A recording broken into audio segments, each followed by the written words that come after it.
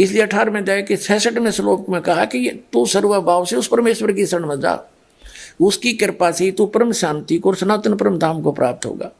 मेरी शरण में रहेगा तो शांति नहीं हो सकती। या तो आपने दुख है भाग में तो दुख भी भोगने पड़ेंगे, और सुख है तो तेरे भाग का सुख भी मिलेगा। उसके लिए ऑप्शन छोड़ दिया है कि तत्वदर्शी संतों को पूछ, मैं नहीं जानता उसकी भक्ति विधि।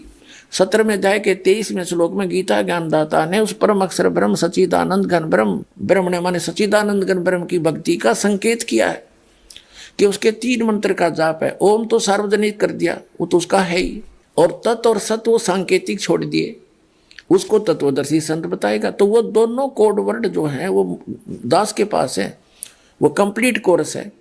तो उसकी भक्ति 8वें अध्याय के 8, 9, 10 श्लोक में बताया कि सच्चिदानंद घन ब्रह्म की भक्ति करेगा तो उसको प्राप्त होगा। 8वें अध्याय के 5 और 7 में कहा कि मेरी भक्ति करेगा तो मुझे प्राप्त होगा। ब्रह्म की साधना करने वाला ब्रह्मलोक में जाएगा।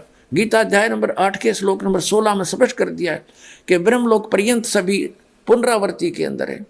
तो उसने स्पष्ट कर दिया है कि उस पूर्ण परमात्मा की साधना से मैं परिचित नहीं हूँ, और मेरी भक्ति करेगा तो ऐसे ही कष्ट भी होंगे, तेरे भाग में सुख है तो सुख भी होगा, तो ये दोनों मिलते रहेंगे। और परम शांति चाहिए तो तुझे सब पापों का नाश चाहिए तो परम अक्षर ब्रह्म की शरण में चला जा।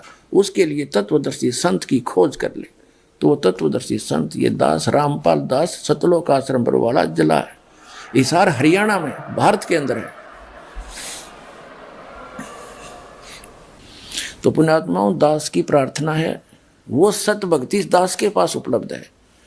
आपको कभी दुख नहीं होगा, परमात्मा हरदम साथ रहेगा। वो अल्लाह अकबर की भक्ति उसने खुद आकर के यहाँ बताई है, वो ज्ञान इस दास के पास उपलब्ध है। उसको प्राप्त करो, अपना कल्याण करवाओ।